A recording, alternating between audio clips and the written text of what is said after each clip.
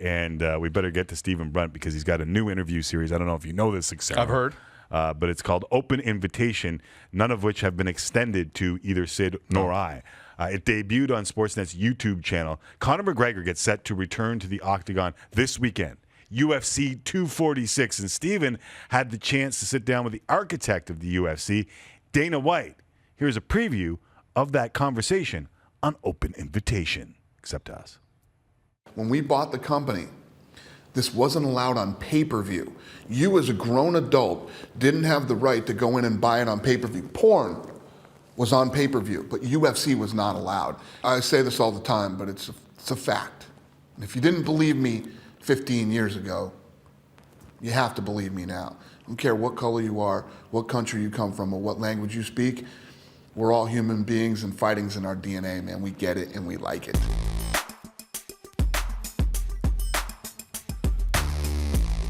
Guess who's joining us in studio? Stephen Brunt in studio here on Tim and Sid. Stephen, it's good to see you. It's been a long time since I've been in the hallowed halls of Tim I know. and Sid here. Yeah. Is this the first time since the time?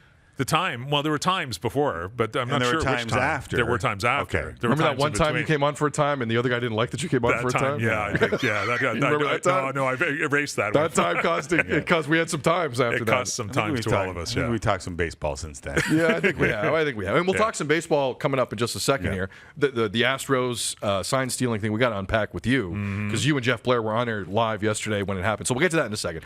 I want to plug Please. Open Invitation. The sit down with Dana White we just ran a little bit of. Who else are we looking at over the next little bit? I think Robin Leonard's coming up pretty quick. I think Brent Musburger's coming up. Rob Gronkowski, Doris Burke. There's a interesting group Some of A-listers, people. yeah. People who are fun to talk to. The idea is to set it up as a, it can be a less formal setting, even though it's you got cameras and lights and all that stuff that we require, but. The kind of idea that if you're having a drink together or having a dinner or something like that and having a conversation about all kinds of things. It's very free-flowing and, not formatted. And they're interesting people. It's been a lot of fun. The Dana White I'm particularly interested in because you both have kind of the history and the sweet science together. Yeah. And then the evolution as he began to describe there of the UFC and how far it's gone, yet there are still some glaring holes in that company and in that sport. Were you surprised by anything that Dana told you? Well, I've been talking to him for 20 years, off and on. I realized that. Like I was actually the first UFC show I saw was 7.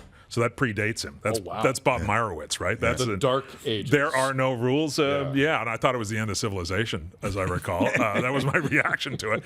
And then, he would come through town, and I covered some of their shows over the years in Vegas and other places. And George St. Pierre's shows. I did Rampage Jackson versus Chuck Liddell, or one of those. I think that was the one in Vegas. And watch this thing evolve. And look, I am a boxing guy, and I was a skeptic about what this could become, and listen to him say all those years, this is going to be big, it's going to be mainstream, it's going to be just like football and basketball and hockey and baseball, and it's not quite like that. But look, they invented a sport from a whole cloth, out of nothing, and turned it into something that is now, they have a Disney deal, right? They have an ESPN deal. It is as mainstream could be. I think it's one of the most fascinating sports business stories of my lifetime. That they managed to pull this off and, go from that outlaw world where there are no rules and it's, what happens if we put a sumo wrestler in a bar bouncer? They were regulated in like 4 states or 5 states, whatever it was. And then they realized they had to go square, right? They had to get regulated. They had to persuade politicians. They hired square people to do the square job. And Dana could be dropping F-bombs in his T-shirt in front of the faithful and then lobbying a politician the next day. He's an amazing, he's kind of an invented character. Yeah. But it reminds me in some ways there are cosmetic differences, but of Don King. Another guy who is really brilliant. You kind of you get distracted by the hair and by the way he talks, but really smart guy. Was the Mayweather thing with McGregor? It was a financial win, obviously, but where do you go from there? Like I think that moment for me. Kind of, it hurt the sport a little bit. Jump the shark kind of thing? No, I don't want to say jump the shark because I love MMA, but from a mainstream hype standpoint, Where do you go after something like that? I think it's kind of a side show to the main event for them. Like it's the greatest P.T. Barnum moment in sports history, right? Because they convince people that the best boxer of his age, one of the best boxers of all time, had a chance to lose to a guy who was a novice. Conor McGregor's not a novice MMA guy, but he's not a boxer. And they managed to convince people to pay $100 a head and to bet all kinds of money on Conor McGregor. Like in Vegas, all kinds of money came in on Conor McGregor to win. He never had a chance. There was no chance. But both guys laughed all the way to the bank. And Conor McGregor's back on Saturday night in UFC, and it's interesting. He hasn't fought since the Khabib fight, ragdolling by Khabib. But the company's chugged along. They chugged along when Ronda Rousey was beaten. They've chugged along. They've lost stars along the way, and it's almost like the brand is as big as the people now, as the stars, which, again, I would have bet the house against. Speaking of things I would have bet against, I would have bet against that. Well, that's the exact opposite of what boxing is, and That's maybe right. what will keep UFC alive is that Conor McGregor made. I mean, they're saying he's going to make $5 million. We know there's under the table payments, or the non-publicized payments being made to the top stars in UFC. But the official payday is $5 million. He made what, $50 million? Yep. He made more than $50 million to fight Mayweather, and yet he's still going back to the UFC. To me, that's amazing. Like, I thought he would have tried to at least grab 2 more fights in boxing, but the fact that he's back in the UFC, to me, speaks to the value of the UFC, and it may end up tearing it down. I don't know. But I mean, for him to go back and fight a fight that isn't like, I love Donald Cerrone, but this is not their biggest fight. This is to get him back to the This level. is him to get a But, win, but right? this is also a pretty good money fight, I would assume, for Conor McGregor. Like, I don't think this is a nothing weekend for Conor McGregor. For him to come back, apparently At it's least now $5 million. It's now one fight deals with the UFC. They don't have to go through this ridiculous No, but negotiation. he's every right. time. This is to get him a win. This is classic boxing. This is tomato can. Yeah, because they want something else. Yeah, there'll be something else. They want Khabib again. They want to try something just as big. Yeah, something just as big, or maybe they try and do, like he talked about fighting Pacquiao, which I think would be a bad idea for him, because I don't think Pacquiao would carry him for 10 rounds the way Mayweather did. But the guy's a great attraction, right? And that's what it's about. It's but you're a fan of the sport. They deliver value. Like I'm not going to. Their cards, they pack them, right? There's a lot of fights. People go to watch all the prelims. People don't complain about the cost of a pay-per-view because they feel like they're getting value. Like they built.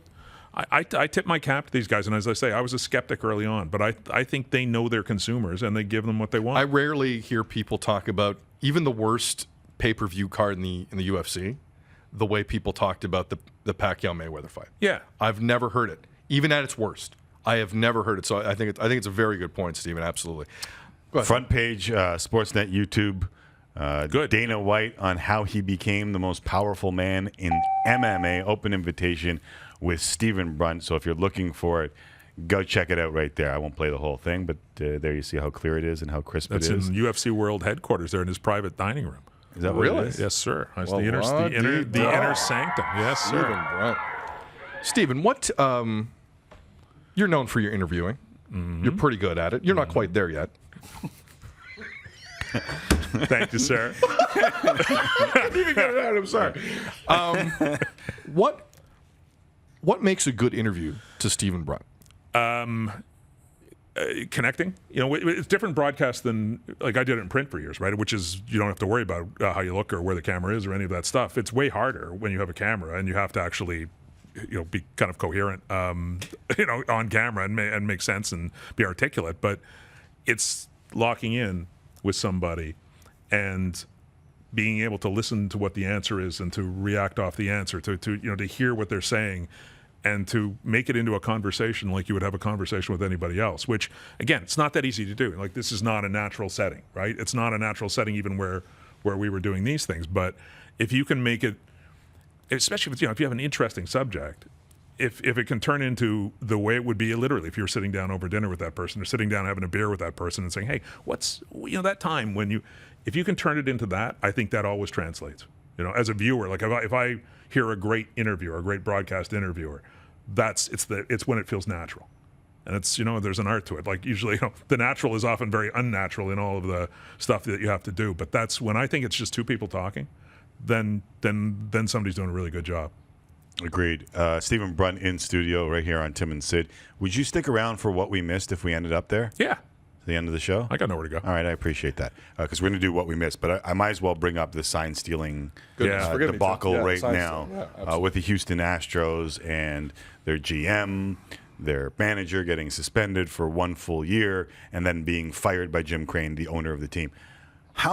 What's the biggest part of this story that aren't enough people are talking That's a about? good question. My mind keeps getting changed on that by the hour, right? Like we had this happen live when Blair and I were on yesterday, so we were processing it on air. And then today, talked to Jeff Passan and some other interesting people. You know, Passan's wrote a great piece about how Crane, kind of got off the hook here. That's the first piece I've ever read in my life with the word sausage fest in it. It does have that. Passan's piece today had sausage fest. It's watching Rob Manfred, at first you say, boy, that's incredibly decisive. The commissioner standing up, and it's the worst scandal since the Black Sox, and he's got to protect the game. And then you kind of see the craft in what he did in terms of containing something, limiting who gets blamed for it, kind of in some ways limiting the damage. You couldn't get at the players because that would have been a quagmire with the union and everything. But, the owner of the Houston Astros didn't know anything about it. He fires the 2 guys. Everybody hates the Astros organization anyway who aren't the Astros. No one's going to shed a tear for Jeff Lunau. Jeff Lunau saying, well, it wasn't me. I didn't know anything about it. But, Alex Cora is getting blamed by everybody for everything. You may have noticed this. So. Yeah, because he's not with that organization. Well, and now we're going to have the Boston version of this as, the 16-ton weight drops on his head there. But I guess the question is, do you believe that it's just those 2 teams and Alex Cora? There's no way. Well, but to this degree or this level of sophistication, they had the thing with the Apple Watch, right, which was where the warning came down from baseball saying you cannot, that was the Red Sox, saying you cannot use technology. Sign stealing in baseball is one thing, but you cannot use technology that way. So they were explicitly warned that you could not do this. So it's not a surprise that they dropped the hammer here. But are they trying to kind of turn this into, 1 team, 2 teams, 1 guy connecting the 2 teams in order to prevent us talking about 10 other teams, or was it just like that? was attempted with the steroid era? Yeah, sort of. Although they had Blair and I were kicking this around today. The Mitchell report kind of covered them on that. As much of a fiasco as that was, it allowed them to say, we investigated everybody, right? Here's what we got. Yeah, and I still think they may have to go. I don't think they want to go down that road, but I think they may still have to go down that road.